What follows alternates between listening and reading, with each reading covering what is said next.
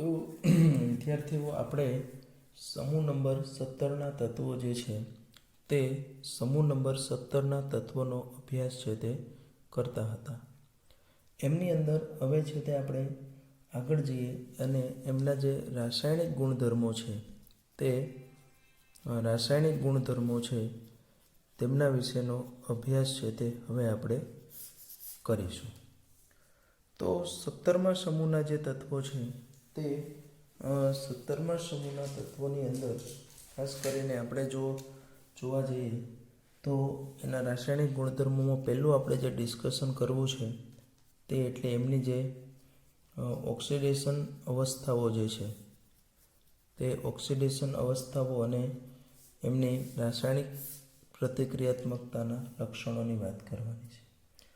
તો સામાન્ય રીતે 17મો સમૂહ આવે એટલે 17 માઇનસ 10 એટલે +7, +7 માઇનસ 10 8 એટલે -1. એટલે આમ તો બધા જ હેલોજન તત્વો જે છે તે -1 ઓક્સિડેશન અવસ્થા તો દર્શાવે છે. -1 છે તે આપણા બધા જ હેલોજન દર્શાવે છે, પણ ક્લોરિન, બ્રોમિન અને આયોડિન એટલે કે ફ્લોરિન સિવાયના જે હેલોજન છે તે +1, +3, +5 અને +7 ઓક્સિડેશન અવસ્થાઓ પણ ધરાવે છે. એનું કારણ આપણે કહીએ કે આ સમૂહની સામાન્ય ઇલેક્ટ્રોન રચના NH2NP5 3d0 છે, N-1d0 છે.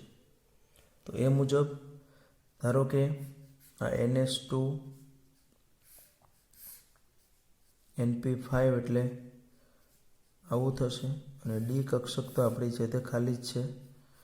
આ એની થઈ ભૂમિ અવસ્થા.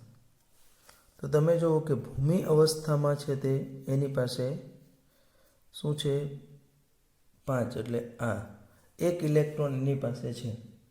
આ એક ઇલેક્ટ્રોનને લીધે તે કઈ તો કે એક ઇલેક્ટ્રોન જો એ મેળવે અને NP6 બનાવે તો એને -1 બને અને આ ઇલેક્ટ્રોન ગુમાવે તો એને અનુરૂપ છે તે +1 ઓક્સિડેશન અવસ્થા છે તે દર્શાવી શકે. ત્યાર પછી આપણે એની જો ભૂમિ અવસ્થામાંથી તે જ્યારે પ્રથમ ઉત્તેજિત અવસ્થામાં જાય તો એવા સંજોગોમાં એમનો જે 2p નો એક ઇલેક્ટ્રોન જે છે તે 2p નો એક ઇલેક્ટ્રોન છે તે આપણો શેમાં જશે તો કે એમનો એક ઇલેક્ટ્રોન છે તે અહીંયા તો આપણા 2 છે જ પણ અહીંયા 4 હતા, 5ને બદલે 4 થશે. તો હવે એની પાસે 1, 2 અને 3 ઇલેક્ટ્રોન જે છે અયુગ્મિત ઇલેક્ટ્રોન છે એટલે એને અનુરૂપ તે 3 ઇલેક્ટ્રોન ગુમાવીને +3 એની ઓક્સિડેશન અવસ્થા પામી શકે છે. એમની જો આપણે દ્વિતીય ઉત્તેજિત અવસ્થા જો લઈએ તો દ્વિતીય ઉત્તેજિત અવસ્થાની અંદર શું થશે તો કે 1 ને 2 ઇલેક્ટ્રોન તો આપણા અહીંયા છે પણ હવે 3 અહીંયા 2 ઇલેક્ટ્રોન અહીંયા જશે. તો હવે તમે જુઓ કે 5 અયુગ્મિત ઇલેક્ટ્રોન જોવા મળ્યા. તો એ 5 અયુગ્મિત ઇલેક્ટ્રોનને ધ્યાનમાં લઈને તે કેટલી તો કે +5 ઓક્સિડેશન અવસ્થા એમની જે છે તે +5 ઓક્સિડેશન અવસ્થા પણ આપણને જોવા મળે છે.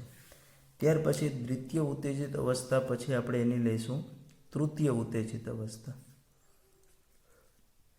તો તૃતીય ઉત્તેજિત અવસ્થા જે છે કે જેમાં આપણો હજી 2s નો એક ઇલેક્ટ્રોન જે છે તે 2s નો એક ઇલેક્ટ્રોન પણ આપણી જે ડી કક્ષક જે છે તે ડી કક્ષકની અંદર જશે એટલે 1, 2, 3, 4 અહીંયા આપણા કેટલા મળશે તો કે 3 જોવા મળશે. તો એમ અહીંયા કેટલા કુલ તો કે 1, 2, 3, 4, 5, 6 અને 7 ઇલેક્ટ્રોન છે તે અયુગ્મિત બને. એમને લીધે તે કેટલી તો કે +7 ઓક્સિડેશન અવસ્થા છે તે +7 ઓક્સિડેશન અવસ્થા છે તે ધરાવી શકે છે. તો આ રીતનું આપણે એવું કીધું તે મુજબ કે ફ્લોરિન સિવાયના બાકી બધા જે છે તે કેવા તો કે +1, +3, +5 અને +7 ઓક્સિડેશન અવસ્થા જે છે તે પણ ધરાવી શકતા હોય છે. બરાબર છે. ક્લોરિન આપણને ખબર છે કે વિદ્યુત ઋણ તત્વો હોવાથી એની માત્ર ને માત્ર છે તે આપણને કેટલી તો કે -1 જ જોવા મળશે. એની પ્લસ ઓક્સિડેશન અવસ્થા છે તે શક્ય બનશે નહીં.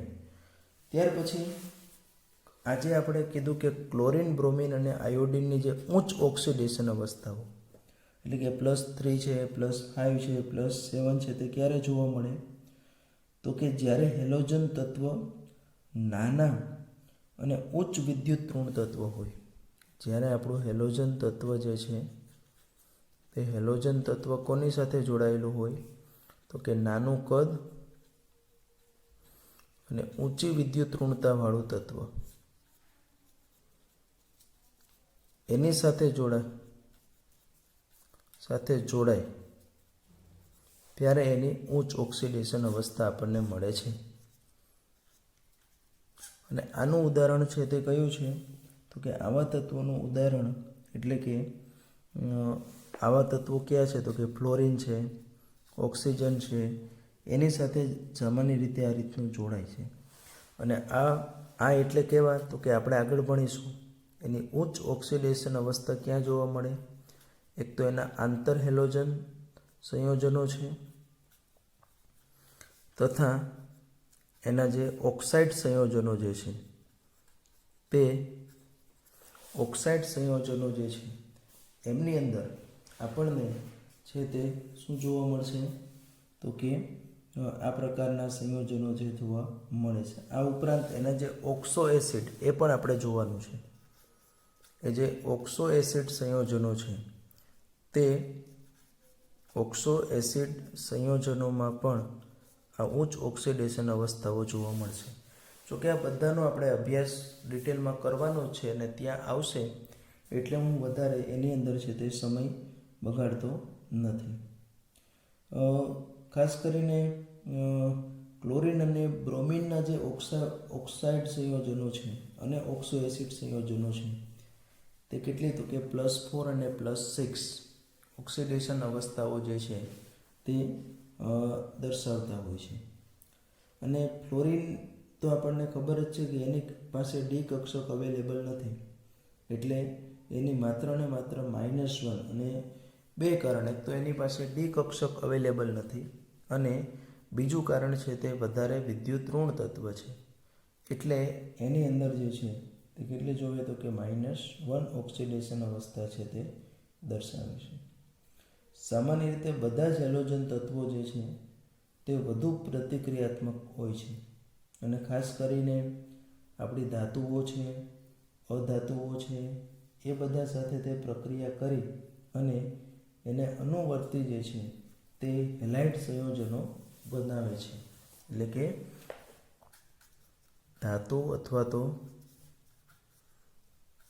અધાતુ સાથે શું બનાવે છે તો કે તે હેલાઇડ સંયોજનો છે તે બનાવતા હોય છે. આ ઉપરાંત આ સમૂહમાં આપણે ઉપરથી નીચે જઈએ તેમ સમૂહમાં ઉપરથી નીચે તરફ જતાં શું થાય છે તો કે ઉપરથી નીચે તરફ જતાં હેલોજન તત્વની પ્રતિક્રિયાત્મકતા જે છે તે પ્રતિક્રિયાત્મકતામાં શું થાય છે તો કે ઘટાડો થાય છે. ફ્લોરિનથી, ક્લોરિનથી, બ્રોમિનથી આયોડિન એ દિશામાં આપણે જઈએ તેમ શું થાય તો કે એની પ્રતિક્રિયાત્મકતા જે છે તે પ્રતિક્રિયાત્મકતા છે તે ઘટે છે. ખાસ કરીને હેલોજન તત્વ જે છે તે આપણને ખબર છે કે વધારે વિદ્યુત ઋણ છે અને એ વધારે વિદ્યુત ઋણ હોવાને લીધે ઇલેક્ટ્રોન શું કરે છે તો કે સરળતાથી સ્વીકારે છે. અને ઇલેક્ટ્રોનને સરળતાથી સ્વીકારવો એટલે આપણે એને કહીએ છીએ એમનું રિડક્શન થાય. અને પોતાનું જો રિડક્શન થાય તો તે કેના તરીકે વર્તે છે કે તે ઓક્સિડેશન કરતા જે છે તે ઓક્સિડેશન કરતા તરીકે વર્તે છે. બરાબર છે. એનું રિડક્શન થતું હોવાને લીધે તે સંયોજન આપણું જે છે તે સંયોજન ઓક્સિડેશન કરતા જે છે તે ઓક્સિડેશન કરતા તરીકે વર્તે છે અને એ બધા જ કેવા છે તો કે પ્રબળ ઓક્સિડેશન કરતા છે. આમ પણ તમને ખબર છે કે જે ફ્લોરિન આપણું જે છે તે સૌથી આવર્ત કોષ્ટકનું સૌથી પ્રબળ ઓક્સિડેશન કરતા છે. ફ્લોરિન આપણો જે છે તે બરાબર છે, એ આવર્ત કોષ્ટકનું સૌથી પ્રબળ ઓક્સિડેશન કરતા છે. પછી આપણે જો વાત કરીએ તો એટલા માટે તો ફ્લોરિન એવો છે કે જે અન્ય હેલાઇટ સંયોજનોનું દ્રાવણ છે તેનું પણ શું કરે છે તો કે ઓક્સિડેશન કરી દે છે. એટલે સામાન્ય રીતે એમાં એવું છે કે જે ફ્લોરિન છે તે આપણા બધા જ હેલાઇટ છે તે બધા જ હેલાઇટનું ઓક્સિડેશન કરે છે અને એના ક્ષારના દ્રાવણમાંથી એને શું કરે છે તો કે વિસ્થાપિત કરે છે. અને X2 જ્યાં X બરાબર Cl, Br અને I ત્રણેય આપણું આવશે. જ્યારે ક્લોરિન જે આપણો છે તે ફ્લોરિન છે તે ક્લોરિન, બ્રોમિન, આયોડિન ત્રણનું ઓક્સિડેશન કરી શકે છે. જ્યારે ક્લોરિન જે છે તે માત્ર ને માત્ર કોનું કરી શકે છે તો કે એના પછીના જે છે જ્યાં X બરાબર માત્ર શું આપણે લેશું તો કે Br અને I, એટલે કે બ્રોમાઇડ અને આયોડિન જે છે તેને જ માત્ર એના ક્ષારના દ્રાવણમાંથી છૂટા પાડી શકે છે. એવી જ રીતનું જે બ્રોમિન જે છે તે બ્રોમિન માત્ર ને માત્ર આપણો જે આયોડિન જે છે તે આયોડિનને જ શું કરે છે તો કે એમાંથી છે તે છૂટો પાડી શકે છે. બરાબર, તે માત્ર ને માત્ર આપણો જે આયોડિન છે તે આયોડિનને જ છૂટો છે તે પાડી શકે છે. તો અહીંયા આપણે આ રીતનું કહી શકીએ કે જુદા જુદા જે સંયોજનો જે છે તે જુદા જુદા સંયોજનોમાં એમને આપણે આ રીતના છે તે અલગ છે તે પાડી શકીએ છીએ. તો અહીંયા આપણે જોયું તે મુજબ અહીંયા બહુ મહત્ત્વની વસ્તુ છે કે ફ્લોરિન ત્રણે ત્રણના, ક્લોરાઇડ, બ્રોમાઇડ, આયોડિન ત્રણે ત્રણને એમના ક્ષારના દ્રાવણમાંથી વિસ્થાપિત કરી શકે. ક્લોરિન એની પછીના છે, એટલે ટૂંકમાં ક્લોરિન છે તે ફ્લોરિનને ના કરી શકે, પણ માત્ર બ્રોમિન અને આયોડિન જે છે તેને જ એમના ક્ષારમાંથી વિસ્થાપિત કરી શકે. જ્યારે બ્રોમિન છે તે ક્લોરિન અને ફ્લોરિનને ના કરી શકે, માત્ર કોને કરી શકે તો કે આયોડાઇડ આયનનું I2માં ઓક્સિડેશન કરી શકે છે. સાથે સાથે આયોડિન એવું છે કે આયોડિન છે તે કોઈને પણ, એટલે કે એક પણ આપણા જે છે તેને વિસ્થાપિત કરી શકતું નથી. એટલે કે ફ્લોરિન, ક્લોરિન કે બ્રોમિન ત્રણમાંથી એકને પણ એમના ક્ષારના દ્રાવણમાંથી વિસ્થાપિત એટલે કે ઓક્સિડેશન કરી શકતું હોતું નથી. ત્યાર પછી આપણે જો વાત કરીએ તો એની અંદર ખાસ કરીને સમૂહમાં આપણે ઉપરથી નીચે તરફ જઈએ તેમ હેલોજન તત્વની ઓક્સિડેશન કરતાની ક્ષમતા છે તે આપણે હમણાં જ કીધું કે ઘટે છે. બરાબર છે, અને એ એના વિદ્યુત ધ્રુવ પોટેન્શિયલને આધારે પણ આપણે જે વિદ્યુત રસાયણ પણ અહીંયા છીએ તેમાં પણ આ પોટેન્શિયલ આપણે જોઈએ. એમાં ખાસ કરીને જે આપણી EMF સિરીઝ હતી તેમાં ફ્લોરિન સૌથી પહેલો હતો, પછી વચ્ચે ક્યાંય ક્લોરિન, બ્રોમિન, આયોડિન આવતા હતા. અને કોઈનો પણ ઓક્સિડેશન પોટેન્શિયલનું કે રિડક્શન પોટેન્શિયલનું મૂલ્ય છે તે કેને આધારે આપણે નક્કી કરીએ તો કે 2-3 આપણી જે એન્થાલ્પી છે એના આધારે. ધારો કે હેલોજનની વાત કરું તો પહેલાં તો આપણો હેલોજન છે તે તત્વ સ્વરૂપે નથી, અણુ સ્વરૂપે છે. એટલે એનું આપણે શું કરવું પડે તો કે બોન્ડ છે તેને ડિસોસિએશન, બંધ વિયોજન એન્થાલ્પી કહીએ છીએ. પણ આપણે તો એક જ મોલ જોઈએ છીએ, એટલે પહેલાં મારે Xg મળ્યું, એટલે વાયુમય તટસ્થ તત્વ મળ્યું. અહીંયા આપણો છે તે અણુ હતો, તે અણુમાંથી આપણે 1 મોલ વાયુમય તટસ્થ તત્વ લીધું. અહીંયા આપણે પ્રામાણિક ઉર્જા લઈએ છીએ. એમાંથી હવે આપણે એની ઇલેક્ટ્રોન ગેઇન એન્થાલ્પી, એ ઇલેક્ટ્રોનને મેળવે છે અને એમાંથી આપણો X માઇનસ એટલે કે હેલાઇડ આયન મળશે, જેને આપણે કહીએ ઇલેક્ટ્રોન પ્રાપ્તિ એન્થાલ્પી. અને એ આયન મળ્યા બાદ એમાંથી એને આપણે દ્રાવણ બનાવીએ, એટલે એને અનુરૂપ એની હાઇડ્રેશન એન્થાલ્પી, એટલે જેને આપણે કહીએ છીએ જલ્યકરણ ઉર્જા, તે જલીયકરણ ઉર્જા જે છે તે આપણને જોવા મળશે. એટલે આ રીતનું એમની અંદર ક્રમશઃ છે તે આપણને જોવા મળે છે. હેલોજન, એની બોન્ડ ડિસોસિએશન એન્થાલ્પી થઈ અને એમાંથી આપણને વાયુરૂપ હેલોજન મળશે. પછી એમાંથી ઇલેક્ટ્રોન પ્રાપ્તિ એન્થાલ્પી, આ બધી ટૂંકમાં એની જે એન્થાલ્પીઓ જે છે તે એન્થાલ્પીઓને આધારે આપણને શું ખબર પડે તો કે એનો જે ઓક્સિડેશન અથવા તો જે રિડક્શન પોટેન્શિયલ જે છે તે ઓક્સિડેશન અથવા તો રિડક્શન પોટેન્શિયલ છે એનું મૂલ્ય છે તે આપણે નક્કી કરી શકતા હોઈએ છીએ. આ ઉપરાંત આપણે કહી શકીએ કે હેલોજન તત્વોની જે સાપેક્ષ ઓક્સિડેશન કરતાની એમની શક્તિ છે તે હજી વધારે સારી રીતે આપણે જો સમજવી હોય તો એમની જે પાણી સાથેની જે પ્રક્રિયા છે તે પાણી સાથેની પ્રક્રિયાથી આપણે સમજી શકીશું. કેમ કે પાણી સાથે આપણે જ્યારે જુદા જુદા હેલાઇડ સંયોજનો છે હેલોજન એમની પ્રક્રિયા કરીએ તો એમાંથી આપણને અલગ અલગ જે છે તે નિપજ મળે છે. ધારો કે ફ્લોરાઇડ આયન જે આપણો છે એટલે કે ફ્લોરિન સંયોજન છે તે ફ્લોરિનની જો આપણે પાણી સાથે પ્રક્રિયા કરીએ તો એમાંથી આપણને શું મળશે તો કે ઓક્સિજન વાયુ મુક્ત થશે.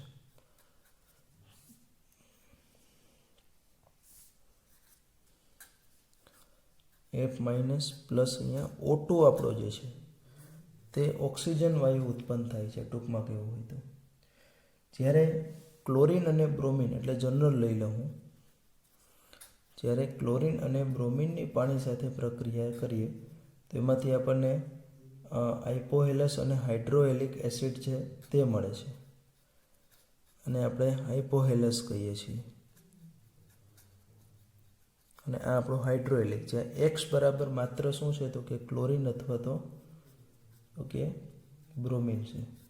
જ્યારે આયોડિન જે છે એટલે ટૂંકમાં કહેવું હોય તો આ બંને પ્રક્રિયાઓ જે છે તે ઓક્સિજન અને ફ્લોરિન છે તે ઓક્સિજન આપે છે, જ્યારે ક્લોરિન અને બ્રોમિનની પાણી સાથેની પ્રક્રિયાથી આપણને હાઇડ્રોહેલિક અને હાઇપોહેલિક એસિડ બનાવે છે.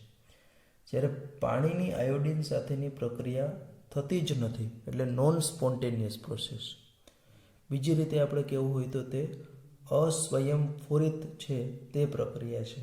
એટલા માટે અહીંયા એના કરતાં ઊંધું છે. જ્યારે આપણે I- એસિડિક માધ્યમમાં ઓક્સિજન સાથે પ્રક્રિયા કરીએ તો એમાં શું મળશે કે એમાંથી આયોડિન અને પાણી છે તે મુક્ત થાય છે. એટલે ટૂંકમાં જો આપણે કહેવું હોય તો એની અંદર જે છે તે I- 4H+ O2 gives 2I2 + 2H2O. તો આખી આપણી જે આ પ્રક્રિયા જે છે તેમાંથી આપણને તો અહીંયા તમે ટૂંકમાં મારે કહેવું હોય તો આ પ્રક્રિયા જે ફ્લોરિનમાં થાય એના કરતાં રિવર્સ છે. તમે જુઓ બરાબર છે, ફ્લોરિનમાં હોય તેના કરતાં કેવી છે તે તો કે રિવર્સ પ્રક્રિયા છે. એટલે આમ જો આપણે જોવા જઈએ તો આનો અર્થ એવો થયો કે ભાઈ આપણું જે ફ્લોરિન છે, ક્લોરિન છે, આયોડિન જે છે એમાં જે બધી પ્રક્રિયાઓ જોવા મળે છે તે દરેકની પાણી સાથેની પ્રક્રિયા અલગ અલગ છે. એટલે કે એમનો ઓક્સિડેશન કર્તા તરીકેનો જે ગુણધર્મ છે તે ઓક્સિડેશન કર્તા તરીકેનો ગુણધર્મ આપણે જેમ જેમ ઉપરથી નીચે જઈએ તેમ તેમ ઘટતો જાય છે. તે અહીંયા સ્વયં સ્પષ્ટ જે છે તે આપણને જોવા મળે છે. ત્યાર પછી આપણે જોઈએ છીએ જે ફ્લોરિન તત્વ જે છે તેની અનિયમિત વર્તણૂક.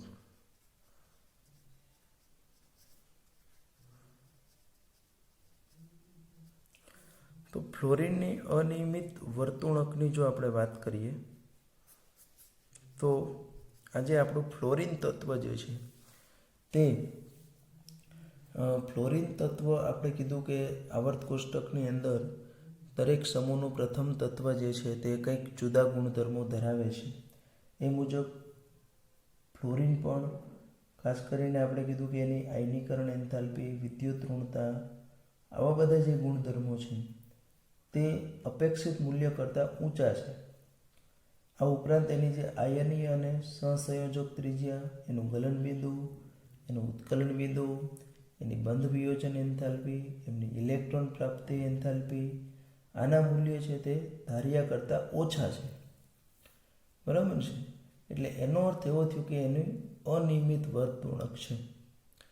અને આ અનિયમિત વર્તણૂક માટે જવાબદાર શું છે તો કે આપણે દર વખતે કહીએ છીએ, એક તો એનું નાનું કદ,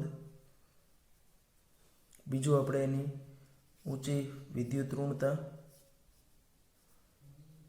આ ઉપરાંત એની નીચી ફ્લોરિન બંધ વિયોજન.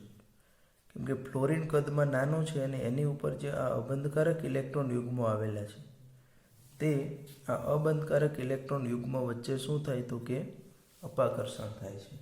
આ અબંધકારક ઇલેક્ટ્રોન યુગ્મો છે તે અબંધકારક ઇલેક્ટ્રોન યુગ્મો વચ્ચે શું થતું હોય છે તો કે અપાકર્ષણ થાય છે. અને એ અપાકર્ષણ થવાને લીધે અહીંયા શું થાય છે તો કે ફ્લોરિન જે છે તે બંધ વિયોજન એન્થાલ્પીમાં શું થાય છે તો કે ઘટાડો થાય છે. એટલે એની આ બંધ વિયોજન એન્થાલ્પી છે તેનું નાનું મૂલ્ય, અને આ ઉપરાંત જે સંયોજકતા કોષ જે છે તે સંયોજકતા કોષમાં ડી કક્ષકોની અપ્રાપ્યતા તો દરેકમાં છે જ. એટલે એની કોવેલેન્સી આપણને મેક્સિમમ 4 જ જોવા મળે. એમ તો 4 નથી જોવા મળતી ફ્લોરિનની તો છે તે. તો આ ઉપરાંત જો જોવા જઈએ તો ફ્લોરિન મોટાભાગની જે ફ્લોરિનની પ્રક્રિયાઓ છે તે મોટાભાગની જે ફ્લોરિનની પ્રક્રિયાઓ છે તે કેવી હોય છે તો કે ઉષ્મા ક્ષેપક હોય છે. અને એનું કારણ છે તે અન્ય તત્વ સાથે તે પ્રબળ બંધ બનાવે છે. આ ઉપરાંત એના અનિયમિત વર્તણૂકમાં બીજી એક વાત આપણે જો લેવી હોય તો આપણે એમની એ પણ લઈ શકીએ કે એમની જે બંધ એન્થાલ્પીનું જે મૂલ્ય છે તે કેવું હોય છે તો કે એમની બંધ એન્થાલ્પીનું મૂલ્ય છે તે પ્રમાણમાં ઓછું છે. આ ઉપરાંત એ છે તે એનો એક જ ઓક્સો એસિડ આપે છે, HOF, માત્ર એક જ ઓક્સો એસિડ છે. એ બાકીના છે તે અન્ય હેલોજન તત્વો જે છે તેના તો અનેક ઓક્સો એસિડો છે તે આપણને જોવા મળે છે. આ ઉપરાંત બીજું એનો જે હાઇડ્રેટ છે તેમાં પ્રબળ હાઇડ્રોજન બંધ, ફ્લોરિન વધારે વિદ્યુત ઋણ હોવાથી HF જે છે આપણા તેની વચ્ચે શું થાય છે તો કે હાઇડ્રોજન બંધ રચાય છે. અને જે મોટા કદ અને નીચી વિદ્યુત ઋણતા ધરાવતા તત્વો હોય એની અંદર જે હાઇડ્રોજન બંધ રચાતો નથી. એટલા માટે એ છે તે કેવા સ્વરૂપે હોય છે તો કે સામાન્ય રીતે છે તે આ છે તે પ્રવાહી સ્વરૂપે છે. અને બાકીના જે કંઈ છે તે ફ્લોરાઇડ છે તે કેવા સ્વરૂપે હોય છે તો કે વાયુ સ્વરૂપે છે તે આપણને જોવા મળે છે. તો આ રીતે આપણે એની અંદર છે તે પ્રવાહી વાયુ આ રીતે દરેકની અંદર જે છે તે આપણને જોવા મળે છે. હવે આપણે એમના સંયોજનોની અલગ અલગ જે છે જેમ દરેકમાં જોઈએ છીએ તેમ પ્રતિક્રિયાત્મકતામાં સૌપ્રથમ આપણે એની હાઇડ્રોજન પ્રત્યેની જે પ્રતિક્રિયાત્મકતા જે છે એની અહીંયા આપણે વાત કરવાની છે. બરાબર. સૌપ્રથમ આપણે એમની હાઇડ્રોજન પ્રત્યેની જે પ્રતિક્રિયાત્મકતા જે છે તે પ્રતિક્રિયાત્મકતાની ડિસ્કશન અહીંયા આપણે કરવાનું છે. તો હાઇડ્રોજન આમ તો આપણે કહીએ કે બધા જ છે તે આપણને HX પ્રકારના જે છે તે HX પ્રકારના એમના આપણને હાઇડ્રોજન સાથેના સંયોજન મળે છે, જેને આપણે કહીએ છીએ હાઇડ્રોજન હેલાઇડ સંયોજનો. એને આપણે શું કહીએ છીએ તો કે હાઇડ્રોજન હેલાઇડ સંયોજનો તરીકે છે આપણે એને ઓળખીએ છીએ. હવે આ જે હાઇડ્રોજન હેલાઇડ સંયોજનો છે તેમાંથી હાઇડ્રોજન માટેનું જે આકર્ષણ જે છે તે શું થાય તો કે ઉપરથી નીચે છે તે ઘટતું જાય. કેમ તો કે ફ્લોરિનથી ક્લોરિનથી બ્રોમિનથી આયોડિન તે શું થાય છે તો કે એમની અંદર છે તે વિદ્યુત ઋણતાનો ઘટાડો થાય છે. ખાસ કરીને આજે બધા જ હાઇડ્રોજન હેલાઇડ જે છે તે પાણીમાં ઓગળીને શું બનાવે છે તો કે એના અનુવર્તી હાઇડ્રોહેલિક એસિડ આ બધા જ છે તે પાણી સાથે પ્રક્રિયા કરીને શું બનાવે તો કે એમના અનુવર્તી હાઇડ્રોક્લોરિક એસિડ સંયોજનો જે છે તે હાઇડ્રોક્લોરિક એસિડ સંયોજનો છે તે બનાવે છે. આ ઉપરાંત જેમ આપણે ઉપરથી નીચે જઈએ તેમ બધામાં છે તે સેમ તેમની એસિડિક પ્રબળતા જે છે તે શું થતી જશે, વધતી જાય છે. HCl, HBr અને HI. કેમ કે અહીંયા તમે જુઓ કે ક્રમશઃ હેલોજનનું કદ વધે છે. આ કદ વધે એટલે આ બંધ નબળો બને છે અને બંધ નબળો બને એટલે આપણે કહીએ કે એની બંધ વિયોજન એન્થાલ્પી પણ છે તે ઘટે છે. એટલે ઉપરથી નીચે જઈએ તેમની બંધ વિયોજન એન્થાલ્પી જે છે તેનું મૂલ્ય શું થાય તો કે ઘટે છે અને એટલા માટે આપણને H+ સરળતાથી પ્રાપ્ય થાય. એટલા માટે એની જે એસિડિક પ્રબળતા જે છે તે એસિડિક પ્રબળતામાં શું થાય છે તો કે એની એસિડિક પ્રબળતા છે તે વધે છે. એટલે fluorine two, chlorine two, bromine two, iodine આપણે ઉપરથી નીચે જઈએ તેમ તેમ એની જે બંધ વિયોજન એન્થાલ્પી જે છે તે ઘટે અને એની એસિડિક પ્રબળતા જે છે તે એસિડિક પ્રબળતાની અંદર શું થાય છે તો કે વધારો આપણને જોવા મળે છે. ત્યાર પછી આપણે એનું બીજું જે જોવાનું છે તે એટલે એની ઓક્સિજન પ્રત્યેની જે પ્રતિક્રિયાત્મકતા જે છે તેનું ડિસ્કસ કરવાનું છે.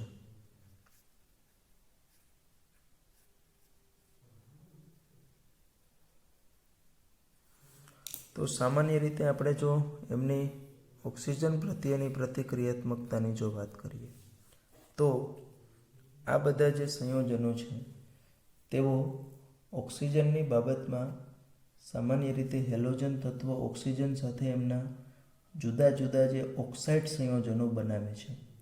એમાંથી ફ્લોરિન જે છે આપણો તે ફ્લોરિન છે તે માત્ર બે જ, એક O2 F2 અને બીજું છે તે OF2. બરાબર, આ બે જ બનાવે છે. એમાં પણ સ્થાયી આપણો કયો છે તે તો કે ઉષ્મીય રીતે પોસિબલ બે છે એમના, O2 F2 અને OF2. પરંતુ જે સ્થિરતાની જો બાબતની વાત કરીએ તો સ્થિરતાની બાબતમાં આપણો માત્ર O2 OF2 જોડી. OF2 છે તે ઉષ્મીય રીતે કેવો હોય છે તો કે સ્થાયી હોય છે.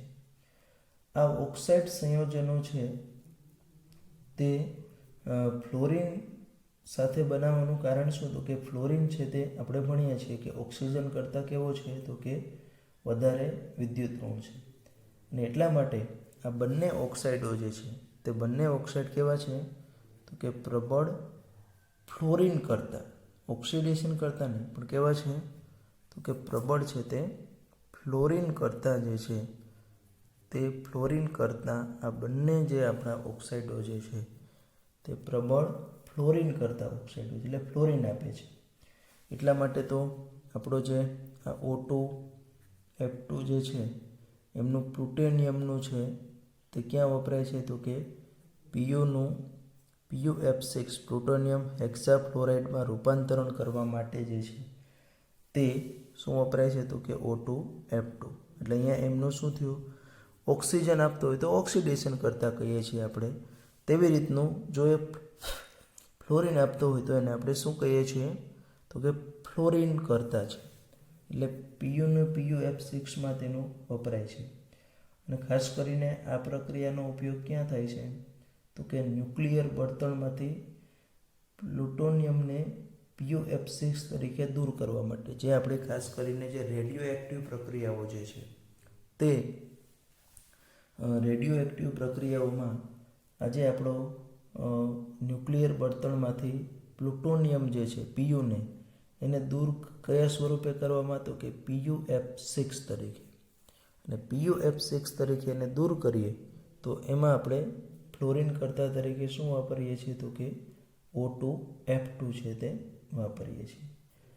આ ઉપરાંત ક્લોરિન, બ્રોમિન અને આયોડિન જે છે એના ઓક્સાઇડ સંયોજનો પણ આપણને જોવા મળે છે, પણ એની અંદર છે તે વિવિધતાઓ છે. એટલે કે +1થી લઈને +7 સુધીના જે ઓક્સાઇડો જે છે તે +1થી +7 સુધીના ઓક્સાઇડ જે છે તે આપણને મોટા ભાગે છે તે આ રેન્જની અંદર છે તે મળી આવે છે. ખાસ કરીને હેલોજન તત્વ દ્વારા જે બનતા જુદા જુદા ઓક્સાઇડ છે તેનો સ્થિરતાનો ક્રમ શું છે? તો કે આયોડિનના સૌથી વધારે સ્થાયી હોય છે, એના કરતાં ઓછા બ્રોમિનના, એમના કરતાં ઓછા ક્લોરિનના, અને આ ક્રમ થોડોક રિવર્સ એટલે મીન્સ અપવાદરૂપ છે. આયોડિન કરતાં ક્લોરિન અને ક્લોરિન કરતાં બ્રોમિન છે.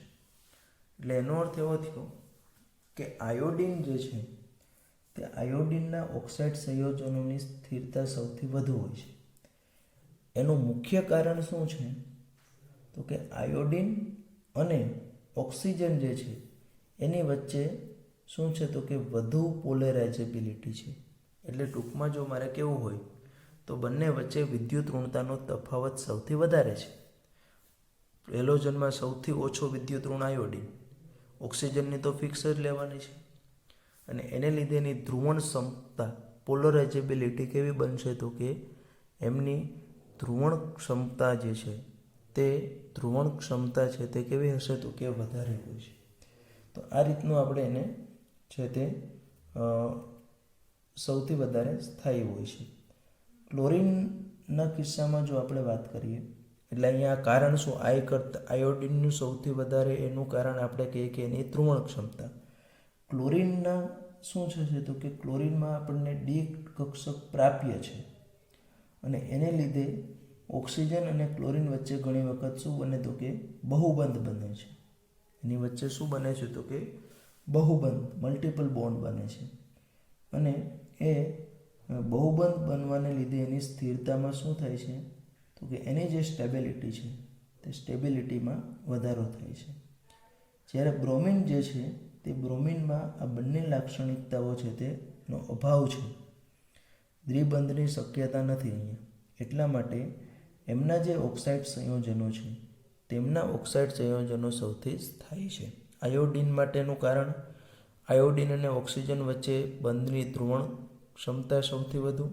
ક્લોરિન માટે આપણે કીધું કે બહુબંધ બનવાની શક્યતા. બ્રોમિનમાં આવું કશું નથી, એટલા માટે એના આ પ્રકારના જે છે તે ઓક્સાઇડ છે તે બને છે. સામાન્ય રીતે જે ઉચ્ચતર ઓક્સાઇડ સંયોજનોનું વલણ જે છે તે નિમ્ન ઓક્સાઇડ સંયોજનો કરતાં કેવું હોય છે? તો કે વધારે સ્થાયી હોય છે. It will be more stable. એનું છે તે આપણને વધારે સ્ટેબલ જે છે તે વધારે સ્થિર છે તે આપણને જોવા મળે છે. કોના કિસ્સામાં? તો કે હવે એના જુદા જુદા ઓક્સાઇડ ક્લોરિનના જો વાત કરીએ તો ક્લોરિનમાં આપણને Cl2O એટલે +1 ઓક્સિડેશન અવસ્થા, ClO2 એટલે +4 ઓક્સિડેશન અવસ્થા, Cl2O6 +6 અને Cl2O7 આવા ક્લોરિનના જુદા જુદા જે ઓક્સાઇડો જે છે તે આપણને પોસિબલ જોવા મળે છે. અને આ બધા છે તે વિસ્ફોટક વલણ ધરાવે છે. ખાસ કરીને આપણો જે આ Cl2O જે છે તે Cl2O આપણો જે છે તે કાગળના માવા અને તેના તરીકે કાપડ ઉદ્યોગ તથા કાપડ ઉદ્યોગમાં વિરંજક તરીકે એટલે કે રંગ દૂર કરનાર જેને આપણે કહીએ છીએ વિરંજક તરીકે છે તે આપણે એને વાપરીએ છીએ. અને સાથે સાથે એનો ઉપયોગ ક્યાં થાય છે? તો કે પાણીના શુદ્ધિકરણમાં. કેમ કે પાણીમાં પણ કોઈ રંગની અશુદ્ધિ હોય તો એમને છે તે એ દૂર કરી શકે છે. તો આ રીતનું આપણે કીધું તે રીતનું કાગળ તથા કાપડના ઉદ્યોગમાં તે વિરંજક એટલે કે રંગ દૂર કરનાર અને પાણીના શુદ્ધિકરણ માટે વપરાય છે. આ જ રીતના જો આપણે બ્રોમિનના ઓક્સાઇડની જો વાત કરીએ તો બ્રોમિન છે તેના Br2O, BrO2 તથા BrO3 આવા જુદા જુદા એના ઓક્સાઇડ છે તે જોવા મળે છે. અને તે સૌથી સ્થાયી ઓક્સાઇડ ઓછા સ્થાયી છે. અને તે બધા કેવા હોય છે? તો કે નીચા તાપમાને જ અસ્તિત્વ ધરાવે છે. અને બધા જ કેવા છે? તો કે સ્થિરતા ઓછી હોય. એટલા માટે સ્થિરતા ઓછી એટલે કેવા હોય? તો કે શક્તિશાળી ઓક્સિડેશન કરતા. સ્થિરતા ઓછી એટલે બધા કેવા છે? તો કે એ બધા છે તે શક્તિશાળી ઓક્સિડેશન કરતાઓ છે.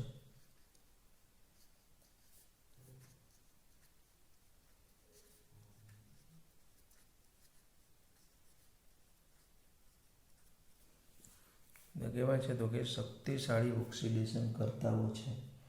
આવી જ રીતનું આપણે જો આયોડિનની વાત કરીએ તો આયોડિનમાં આપણને ખાસ કરીને I2O4,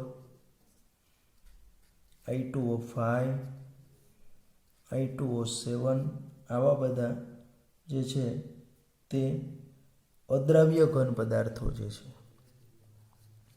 અને અદ્રાવ્ય ઘન પદાર્થો જે છે તે ગરમ આપતા તે પણ કેવા હોય છે? તો કે વિઘટન પામે છે. અને આમાંથી ખાસ કરીને જે આપણું I2O5 આપણો જે છે તે I2O5 છે તે કેવો છે? તો કે સારો એવો ઓક્સિડેશન કરતા છે. એ સારો એવો ઓક્સિડેશન કરતા છે. અને એ જે આપણો ઓક્સિડેશન કરતા છે સાથે સાથે તેનો ઉપયોગ ક્યાં થાય? તો કે CO ના માપનમાં, કાર્બન મોનોક્સાઇડના માપનમાં જે છે. એક્સપેરિમેન્ટ કદાચ આપણે આગળ આવ્યો છે. કાર્બન મોનોક્સાઇડનો જ્યારે અભ્યાસ કર્યો ત્યારે આવ્યો છે કે I2O5 જે છે તે I2O5 છે તે એમનું માપન છે તે એની મદદથી છે તે કરી શકીએ છીએ. ત્યાર પછી આપણે એની અંદર જે થર્ડ જોવાનું છે તે એટલે કે એમની આ ઓક્સિજન પહેલાં આપણે હાઇડ્રોજન પ્રત્યેની પ્રતિક્રિયાત્મકતા, ઓક્સિજન પ્રત્યેની એની પ્રતિક્રિયાત્મકતા, ત્યારબાદ હવે આપણે એની ધાતુઓ પ્રત્યે જે છે તે ધાતુઓ પ્રત્યે જે પ્રતિક્રિયાત્મકતા જે છે તેની અહીંયા આપણે ડિસ્કશન છે તે કરવાની છે. તો સામાન્ય રીતે ધાતુઓ પ્રત્યેની પ્રતિક્રિયાત્મકતાની જો વાત કરીએ તો આ જે આપણા હેલોજન તત્વો છે તે ધાતુઓ સાથે પ્રક્રિયા કરીને શું બનાવે છે? તો કે એના ધાત્વીય હેલાઇડ બનાવે છે. દાખલા તરીકે આપણો જે બ્રોમિન જે છે તે બ્રોમિન મેગ્નેશિયમ સાથે પ્રક્રિયા કરી અને એનો અનુવર્તી શું બનાવે છે? Magnesium bromide. એટલે કે અમે Mg લીધું, એની પ્રક્રિયા આપણે બ્રોમિન સાથે કરી અને એમાંથી આપણે શું બનાવ્યું? તો કે MgBr2 એટલે કે મેગ્નેશિયમ બ્રોમાઇડ જે છે તે મેગ્નેશિયમ બ્રોમાઇડ છે તેનું બનાવટ આપણે કરી છે. ખાસ કરીને આપણા જે ધાતુ સાથેના જે હેલાઇડ સંયોજનો જે છે તે હેલાઇડ સંયોજનોની આયનીય લક્ષણ જે છે એટલે કે તે ફ્લોરિન 2 એના ક્લોરિન 2, બ્રોમિન 2, આપણે જેમ આયોડિન જઈએ તેમ એની જે આયનીય લક્ષણ છે તે શું થયું? તો કે એના આયનીય લક્ષણ છે તે ઘટે છે. આપણે આ દિશામાં ગયા તેમ તેમ એના જે આયનીય લક્ષણો છે તે ઘટ્યા છે. જો ઘણી વખત ધાતુઓ એકથી વધારે ઓક્સિડેશન અવસ્થા ધરાવતી હોય તો એવા કિસ્સામાં આપણે આગળ પણ આ વસ્તુ જોઈ ગયા છીએ એક જગ્યાએ કે જે ધાતુની ઉચ્ચ ઓક્સિડેશન અવસ્થા હોય, જે ધાતુ છે તે ઉચ્ચ ઓક્સિડેશન અવસ્થાવાળા જે હેલાઇડ સંયોજનો છે તે હંમેશા નિમ્ન ઓક્સિડેશન અવસ્થાવાળા હેલાઇડ સંયોજનો છે એમના કરતાં કેવા હોય છે? તો કે વધુ સહસંયોજક હોય છે. એમના કરતાં તે કેવા હોય છે? તો કે વધુ સહસંયોજક જે છે તે હોય છે. કઈ રીતનું તે આપણે થોડું છે તે સમજી લઈએ. તો સામાન્ય રીતે અહીંયા હું દર્શાવીશ તમને કે ધારો કે મારી પાસે છે તે આ બધા જે છે SnCl4, ત્યાર પછી હું લઉં ધારો કે PbCl4, SbCl5, UF6 આ બધી ઉચ્ચ ઓક્સિડેશન અવસ્થાવાળા ધાતુના હેલાઇડ છે. તો એના કરતાં આ સ્ટેનસ છે SnCl2 અને સ્ટેનિક ક્લોરાઇડ અને સ્ટેનસ કહીએ છીએ. પ્લમ્બસ પ્લમ્બિક PbCl2 આ બધા જે છે એવી જ રીતનું આપણે કહીએ કે SbCl3, UF4 તો આ બધા છે તે કેવી છે તો કે એની ઉચ્ચ ઓક્સિડેશન અવસ્થા જે છે. આ છે તે હેલાઇડ છે તે કેવા છે તો કે એમની નિમ્ન ઓક્સિડેશન અવસ્થા જે છે તે નિમ્ન ઓક્સિડેશન અવસ્થાવાળા હેલાઇડ છે. તો સામાન્ય રીતે આવા જો હેલાઇડો આપણે લેવામાં આવે તો આવા હેલાઇડોમાં હંમેશા જે ઉચ્ચ ઓક્સિડેશન અવસ્થાવાળા જે હેલાઇડ છે એમના કરતાં એમની અંદર જે નિમ્ન ઓક્સિડેશન અવસ્થાવાળા હેલાઇડો જે છે તે હંમેશા શું કરે છે તો કે આ છે તે વધુ સહસંયોજક હોય છે. આ આપણા છે તે કેવા હોય છે તો કે આ સંયોજનો છે તે હંમેશા વધુ સહસંયોજક હોય છે. અને બાકી અલગ અલગમાં આપણે ભણીએ કે ક્લોરીનથી બ્રોમિનથી આયોડિન આપણે સમજી શકીએ, સિમ્પલ છે કે એની વિદ્યુત ઋણતા ઘટે એટલે એનો આયનીય ગુણધર્મ ઘટવાનો છે.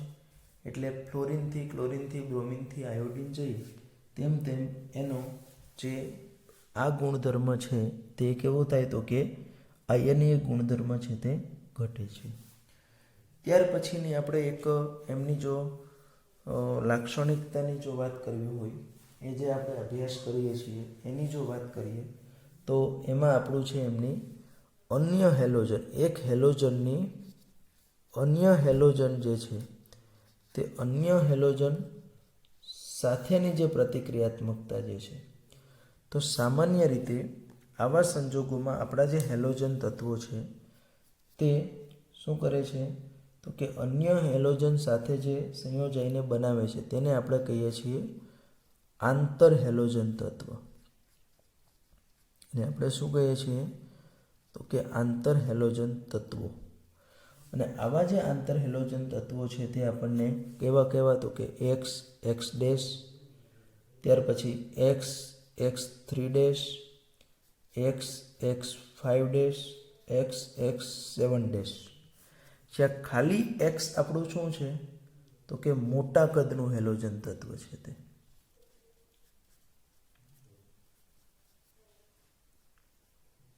જ્યારે X ડેશ છે તે આપણું શું છે તો કે નાના કદનું હેલોજન તત્વ છે. બરાબર, X આપણું છે તે મોટા કદનું હેલોજન તત્વ છે. જ્યારે X ડેશ છે આપણે લઈએ છીએ તે X ડેશ છે તે કેવું છે તો કે નાના કદનું હેલોજન તત્વ છે. તો આ રીતનું આપણે મોટા કદ અને નાના કદના હેલોજન તત્વો છે એ બંનેને છે તે આપણે પારખી શકીએ છીએ અને એને આધારે છે તે આપણે નક્કી છે તે કરી શકીશું. હવે આમાં X ડેશ એટલે શું તો કે ધારો કે એમને હું છે તે લેવું હોય તો લઈ શકીશ કે ભાઈ ClF, XX ડેશ એટલે ClF3, XX5 એટલે BrF5, પછી XS7 એટલે IF7. તો આ બધા સંયોજનો જે છે તેને આપણે શું કીધું કે ભાઈ એક હેલોજન છે તે એના કરતાં નાના કદના હેલોજન જે છે એની સાથે જે સંયોજન બનાવે આ પ્રકારના સંયોજનોને આપણે કેવા કહીએ છીએ તો કે એમને કહીએ છીએ આપણે આંતર હેલોજન તત્વો. તો આવા આંતર હેલોજન તત્વો પણ આંતર હેલોજન સંયોજનો તત્વોની સોરી તો આવા આંતર હેલોજન તત્વ સંયોજનો જે છે તેની પણ ખૂબ જ અગત્યતા જે છે તે આપણને જોવા મળી એમની અંદર છે તે. અને નાના કદ અને મોટા કદના આ રીતના જુદા જુદા હેલોજન તત્વો મીન્સ સંયોજનો જે છે તે અહીંયા બનાવે છે. તો અહીંયા આપણે આ રીતે બધા જ જે આપણા સંયોજનો જે છે તે સંયોજનોની શેનો અભ્યાસ કર્યો તો કે એમના જે આંતર હેલોજન તત્વો જે છે તે આંતર હેલોજન તત્વ વિશેનો ડિટેલની અંદર છે તે આપણે અભ્યાસ કર્યો છે. ત્યારબાદ હવે આપણે એમને જે છે તે તેની અંદર છે તે બાકી બધા પણ રાસાયણિક ગુણધર્મો છે તેનો પણ અભ્યાસ કર્યો. હવે આમની અંદર જે બે વિશિષ્ટ એમનું જે ક્લોરીન સંયોજન છે તેની આપણે બનાવટ અને ગુણધર્મ વિશેનો અભ્યાસ છે તે કરવાનો છે, જે આપણે હવે પછીના લેક્ચરની અંદર છે તેનો અભ્યાસ કરવાના છીએ.